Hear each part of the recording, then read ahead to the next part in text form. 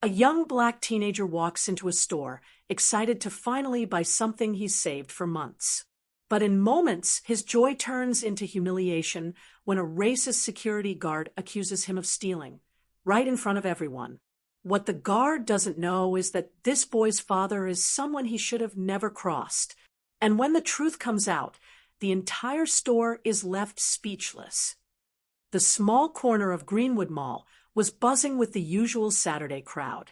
Families shuffled in and out of stores, teenagers laughed as they carried bags of snacks and clothes, and sales associates tried to keep up with the steady stream of customers. But among all the movement, a pair of watchful eyes lingered, not on the bustling crowd as a whole, but on one boy in particular. 16-year-old Marcus Daniels walked into the electronics store with a big smile on his face. He had been saving up for months, working odd jobs around the neighborhood, mowing lawns, and even tutoring kids from his block just to buy himself a new pair of headphones. His current ones were falling apart, wires exposed, and tape wrapped around the ear cups. Today, he finally had enough saved to buy the brand he'd been dreaming of. Marcus was excited, but he was also careful. He checked the price tags twice, made sure he counted his money right, and even compared models on the shelf, just to make sure he wasn't rushing into a decision. But as he moved through the aisles, a security guard positioned near the entrance kept his eyes locked on him. The guard, a broad man with a stiff stance and a permanent scowl, had been in the mall for years. His name was Carl Whitman, and if there was one thing everyone noticed about him, it was that he seemed to pick and choose who he monitored most closely. While other kids in hoodies and sneakers passed through the store without so much as a glance, Carl's attention zeroed in on Marcus the moment he walked in. It didn't matter that Marcus carried himself with respect. It didn't matter that he had a wallet full of cash in his pocket, money he had worked hard for. To Carl, all he saw was a young black teen in a store full of expensive electronics. And in his mind, that was reason enough to assume the worst. Marcus finally found the model he wanted. He picked up the box and turned it around in his hands, reading every detail on the back. His heart raced with excitement. This was the one. He was about to head toward the register when he heard heavy footsteps behind him. "Hey, you!" Marcus turned, confused. Carl loomed over him, arms crossed, his voice loud enough to draw attention from other shoppers. "Put that back where you got it," Carl barked. Marcus frowned. "Excuse me?" "You heard me," Carl said, his eyes narrowing. "I saw you messing around with that shelf. Don't think I didn't notice. Put it back before I call the cops." The store went quiet. Heads turned. Customers whispered. Marcus felt his chest tighten. He looked down at the box in his hand, then back at the guard. I'm buying this," Marcus stammered. "I've got the money right here." He reached into his pocket to pull out his wallet, but Carl immediately stepped forward, blocking his hand. "Don't play games with me, kid," Carl sneered. "I've seen your type. You come in here, think no one's watching, and try to walk out with something you didn't pay for. Not on my watch." Marcus's face flushed with anger and embarrassment. His type? He knew exactly what Carl meant. His throat tightened, but he forced himself to stay calm. "I didn't steal anything," Marcus said firmly. "I've been saving for months." "Look," he opened his wallet and showed the crisp bills neatly folded inside. "I came to buy these." That's it. But Carl didn't back down. Instead, he grabbed Marcus's wrist and pulled the box out of his hand, holding it up like evidence. "Tell that to the cops when they get here," he said coldly. A woman nearby gasped. A man shook his head and muttered, "That's not right," but no one stepped forward. The scene was uncomfortable, but people often looked away when confrontation broke out. Marcus could feel everyone's eyes on him, judging, whispering. His stomach churned. He hadn't done anything wrong, but in that moment, he was being treated like a criminal. His mind raced. What if Carl actually called the police? What if they didn't believe him either? "Sir," Please, Marcus said, his voice trembling now. I'm not stealing. Just check the cameras. I walked in here, I picked it up, and I was going to pay for it. Carl scoffed. Cameras? I don't need cameras. I know a thief when I see one. Don't waste my time. Marcus's hands balled into fists at his sides, not out of aggression, but out of sheer frustration. He wanted to shout, to demand that Carl stop humiliating him, but something deep inside told him to stay calm. His father had always told him, don't let anger decide your actions. Sometimes the strongest move you can make is keeping your cool. So Marcus took a deep breath and said, Fine, call whoever you need to call. I've got nothing to hide. Carl smirked, as if he had won. Gladly. He pulled out his radio and started mumbling into it, calling for backup. Marcus stood there, the headphones still clutched in Carl's hand, while whispers spread throughout the store. The humiliation was unbearable, but Marcus had no idea that this moment, this awful, humiliating confrontation, was only the beginning, because Carl didn't know who Marcus really was. He didn't know the kind of man who would soon walk through those glass doors, a man who wasn't just Marcus's father, but someone whose presence would turn this entire situation upside down. And when that moment came, Carl Whitman would learn a lesson he would never forget. The store had grown eerily quiet after Carl's call on the radio. Marcus stood in the middle of the electronics aisle, feeling every pair of eyes digging into him like invisible needles. A young woman whispered to her friend as she passed. An older man shook his head in disappointment, and even the cashier shifted nervously, clearly unsure of whether to intervene. Carl, however, looked pleased with himself. He gripped the headphone box tightly in one hand, his smug expression saying, Gotcha! Every movement of his posture screamed arrogance. Marcus's stomach twisted. He wasn't scared of the truth. He hadn't stolen anything, but he was scared of the way people saw him. To them, he was already guilty, and the worst part was, it didn't matter what he said. Carl leaned closer, his voice low but filled with venom. You think playing innocent's gonna work? I know kids like you. You walk around pretending to be good, but you can't resist taking what doesn't belong to you. Bet your father's proud. Huh? Raising a thief.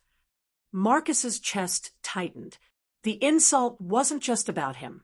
It was about his family. His father had taught him values, discipline, respect. To hear Carl spit on, that hurt more than anything.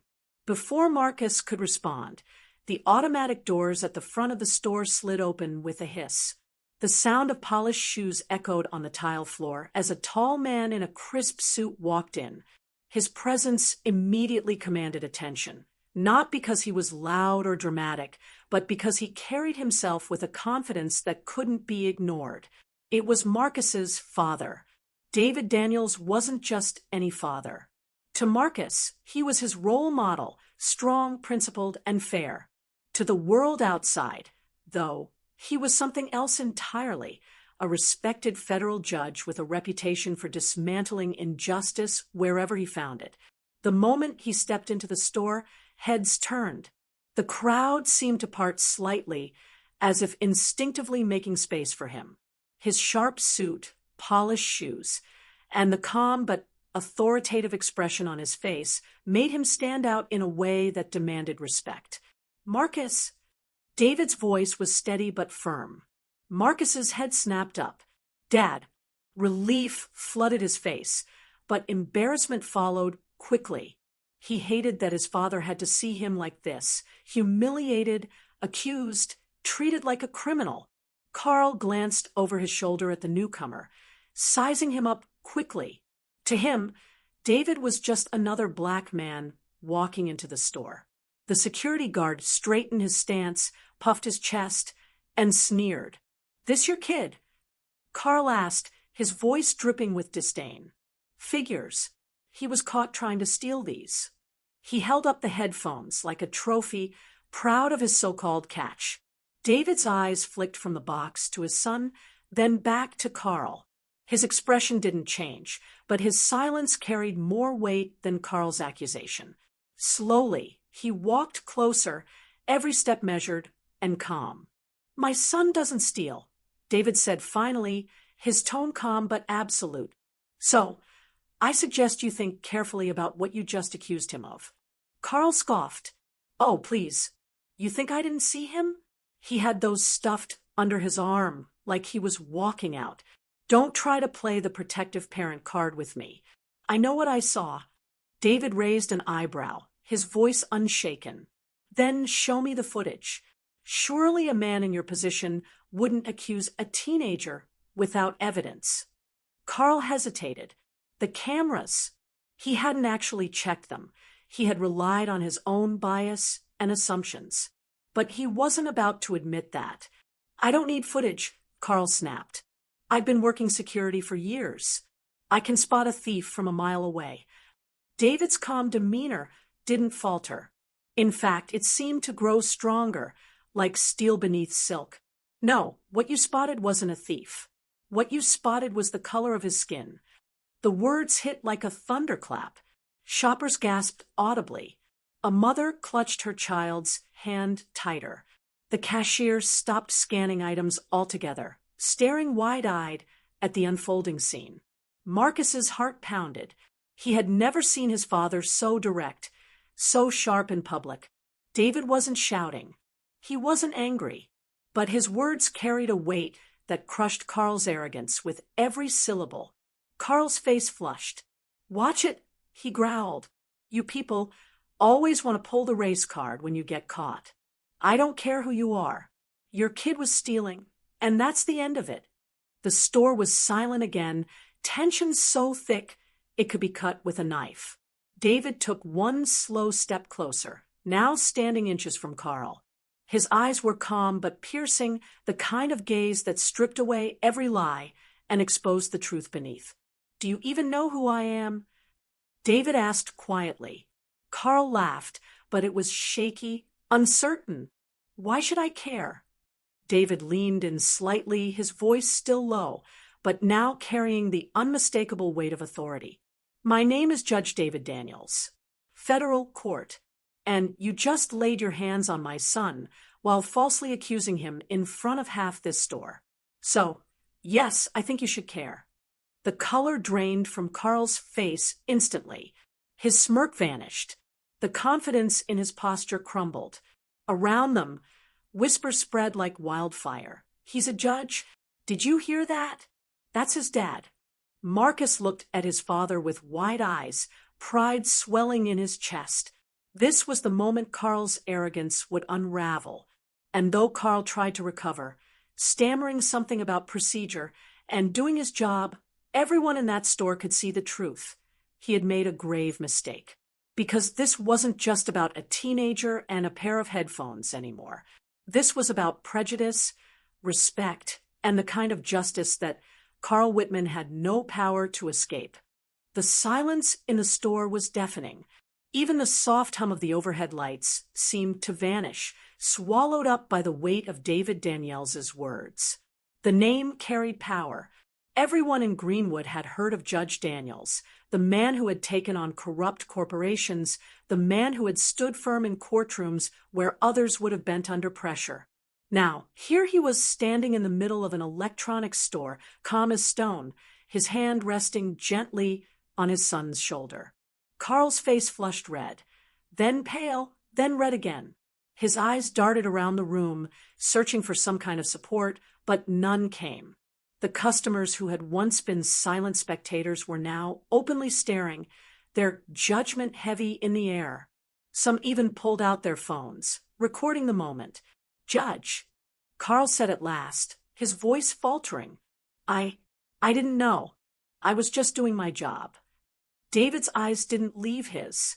"Your job," he repeated slowly, each word deliberate, "is to ensure the safety of this store and the people in it. Not to harass innocent teenagers because of your assumptions." Marcus shifted uncomfortably. He could feel the eyes on him, could feel the shame that Carl had tried to burn into him moments before.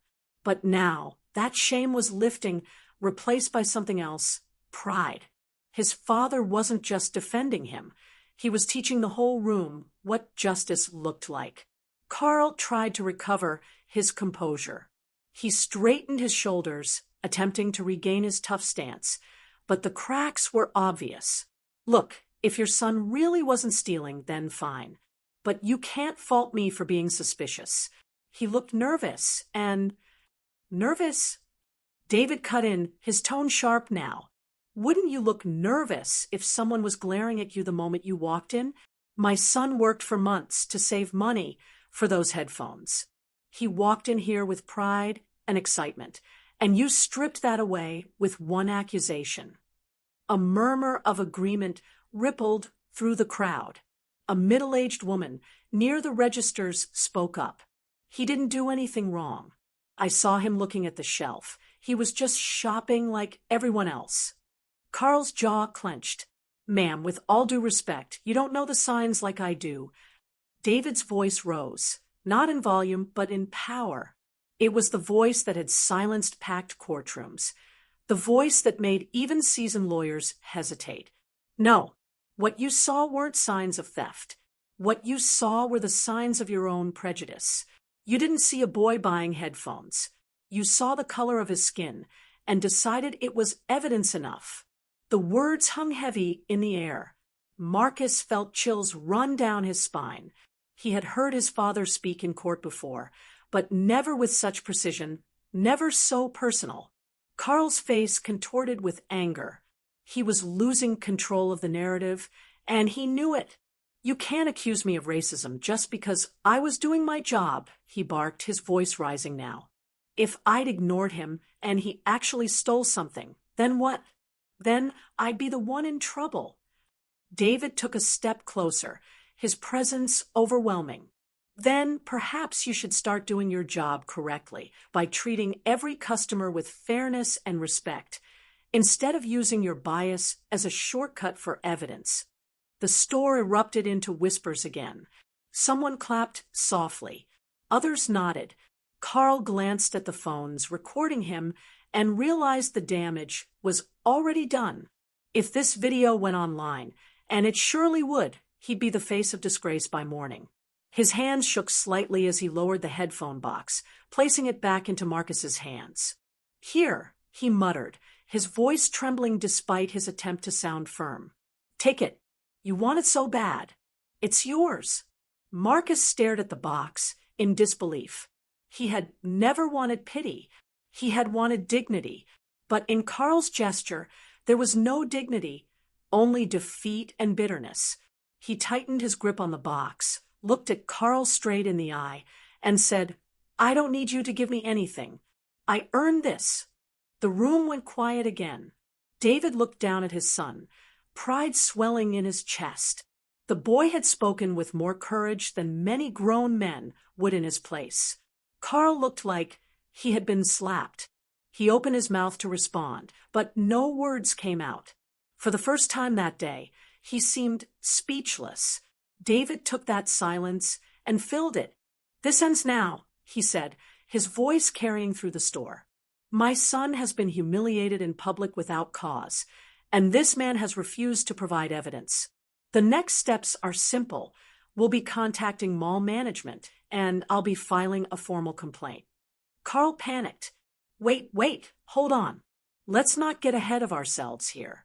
No need to drag this out. It was just a misunderstanding. David tilted his head slightly. A misunderstanding that could have ended with my son in handcuffs. A misunderstanding that could have ruined his reputation. Tell me, Mr. Whitman, how many misunderstandings like this have you had before? The question struck deep. Carl stammered. I don't, that's not. But the silence that followed was damning. Everyone in the room could hear the truth in David's question. How many other teens had Carl humiliated this way? How many had walked away carrying the weight of his prejudice on their shoulders? Marcus looked around the store, realizing that people were no longer looking at him with suspicion. They were looking at Carl. The shame had shifted. For the first time since he had walked in, Marcus felt free of the weight pressing down on his chest.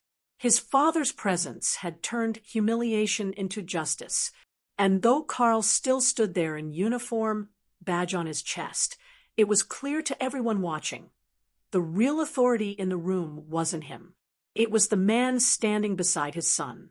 And the confrontation was far from over, because Judge David Daniels wasn't just going to walk away quietly. The tension in the electronics store was no longer just between Carl and Marcus. It had spread like wildfire, filling the air with unease. Customers lingered instead of leaving, some pretending to browse while holding their phones high enough to record every second. Others stood openly, their arms crossed, their eyes locked on the confrontation. The story unfolding before them wasn't something they saw every day. It was justice, humiliation, and truth clashing all at once. David Daniels stood tall, his hand still resting gently on his son's shoulder. The contrast was almost poetic. Marcus, young and humiliated but brave, and David, calm yet commanding, the embodiment of authority without raising his voice. Carl, on the other hand, looked like a cornered animal. His face was flushed, his breathing uneven, his posture tense, but weakening. He had spent years throwing his weight around, barking orders, and intimidating kids who couldn't fight back. But now, in front of an audience, in front of a federal judge, his entire world was crumbling. "I'll say this again," David said firmly. "Provide the evidence. Show us the footage." Carl swallowed hard. His eyes darted toward the security cameras mounted in the corners of the store. He knew what they would show. Marcus walking in, picking up a box, reading it carefully, and then heading toward the registers. Nothing even close to theft. And if that footage was played back, his credibility would vanish completely. I don't have access to that right now," Carl muttered, his voice barely above a growl. "That's for the manager." "Then call the manager," David replied, simply. Carl hesitated, but David's unwavering stare gave him no room to maneuver. Reluctantly, he tapped his radio again. Manager to electronics. Need assistance." The silence that followed was suffocating. Carl shifted his weight from one foot to the other, his earlier confidence long gone. He tried to stand tall, but his eyes betrayed him, nervous, darting around the room, avoiding the judge's steady gaze. Minutes later, a woman in her early 40s rushed into the store, her name tag reading assistant manager. Her expression was one of confusion as she took in the scene. A crowd of shoppers, a trembling security guard, a young black teen holding a pair of headphones, and a tall, intimidating man in a sharp suit. "What's going on here?" she asked, her tone sharp. Carl jumped in before anyone else could speak. "Caught this kid trying to steal." His father showed up, started causing a scene. The manager's eyes narrowed. She turned to Marcus, then to David, and finally back to Carl. Something in her gaze said she wasn't buying Carl's story completely. "We'll check the cameras," she said briskly. "Please do," David replied smoothly. His calmness was cutting deeper into Carl's bluster than any shouting could. The assistant manager pulled out a small tablet connected to the store system and tapped quickly. The footage began playing. Shoppers leaned in, trying to catch a glimpse. The video was clear. Marcus walked in calmly, looked around, and went straight to the aisle. He picked up the box, turned it over in his hands, and spent time reading it. He glanced at the price, checked his wallet, and then began walking toward the register. At no point did he hide the box. At no point did he make any suspicious movements. When the footage ended, the silence was deafening. Carl's face drained of all color. The manager turned on him, her voice sharp as a knife. "He wasn't stealing. He was shopping. You accused this boy without reason. Worse, you escalated it."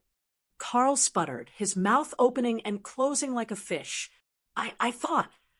"You thought wrong," she snapped. And in doing so, you embarrassed an innocent customer, his family, and this store. David spoke again, his voice low and commanding.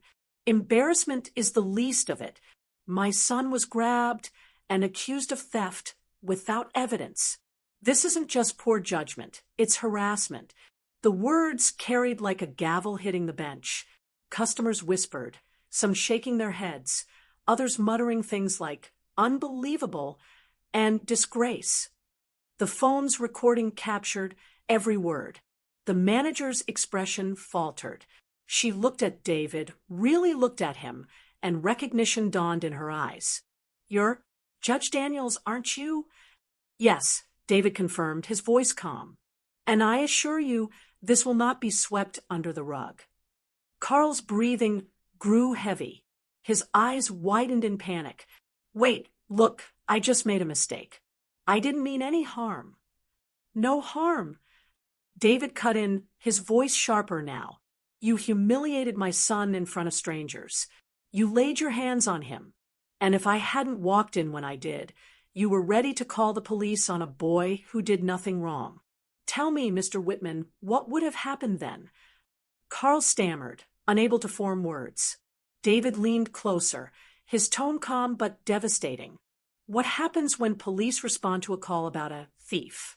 Do they listen to the boy, or do they listen to the uniform making the accusation? Do you understand how close you came to destroying my son's future because of your prejudice? The entire store was frozen, hanging on every word. Marcus stood beside his father, clutching the box, his heart pounding. For the first time, Carl looked small, not because of his size, but because of the truth weighing down on him. The assistant manager cleared her throat, trying to regain control.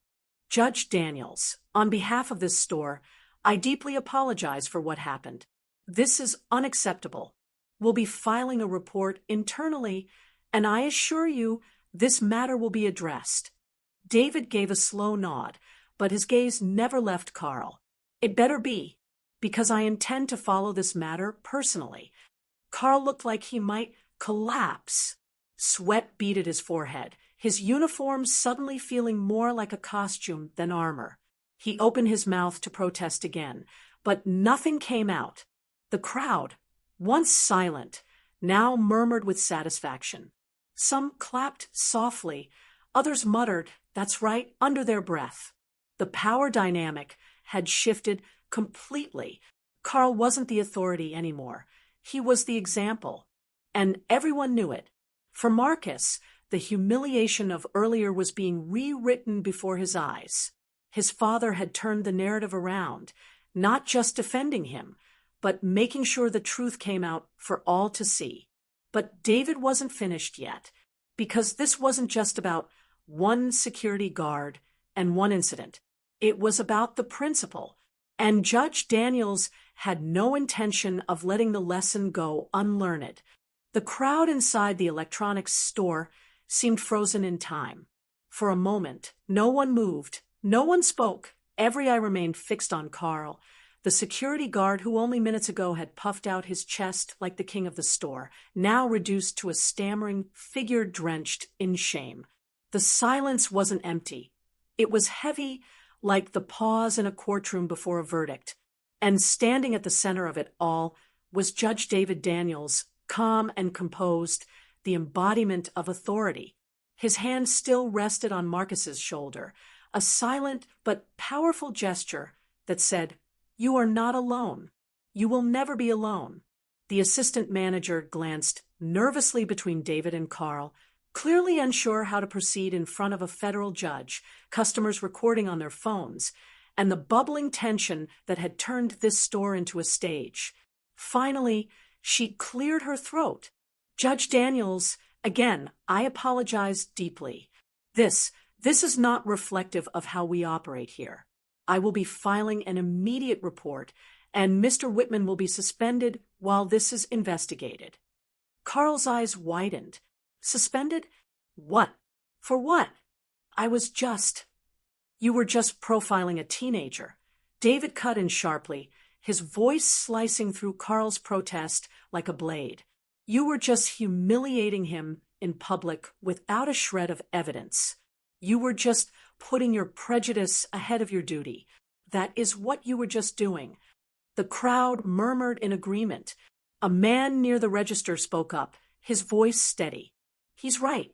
I've seen this guard follow kids around before. Always the same ones, too. Another shopper chimed in. Yeah, I stopped coming here for that reason. Every time I brought my nephew, this guy was on him like glue, and the boy never did a thing wrong. The assistant manager's face tightened. She turned to Carl, her tone now all business. You've had complaints before, haven't you? Carl shifted uncomfortably, his silence the only answer she needed. David exhaled, slowly, his voice calm again. I'm not here to ruin a man's life, but I am here to make sure he understands the weight of what he's done. My son could have walked out of here in handcuffs today. He could have had his reputation stained before it even began, all because you couldn't see past your own assumptions. Carl's shoulders sagged. His eyes darted downward, unable to meet David's steady gaze. For the first time, the security guard looked less like an enforcer and more like a man realizing the cost of his arrogance. Marcus finally spoke, his voice steady but filled with raw emotion. I'm not a thief. I've never stolen anything in my life. I worked hard for this money, for months. Do you have any idea what it feels like to be treated like a criminal when all you wanted was to buy something you earned? The words hit harder than any gavel could. Marcus wasn't yelling, but the tremor in his voice carried the weight of every time he'd felt judged, every time someone had looked at him and assumed the worst. Carl's mouth opened, but nothing came out. What excuse could he give? What apology would ever undo what Marcus had felt in those humiliating moments? David turned his gaze back to his son. Marcus, he said softly, his voice filled with pride. You don't ever let someone else's prejudice define you. You know who you are, and you know the work you put in.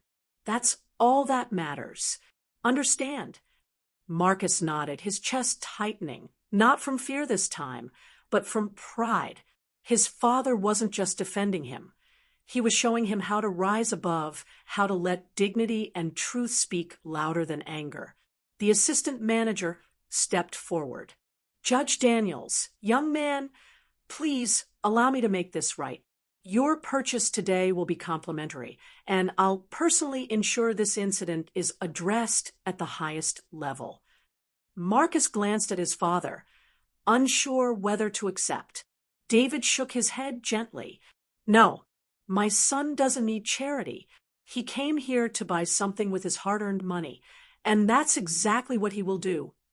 The assistant manager flushed, but nodded in respect. Of course.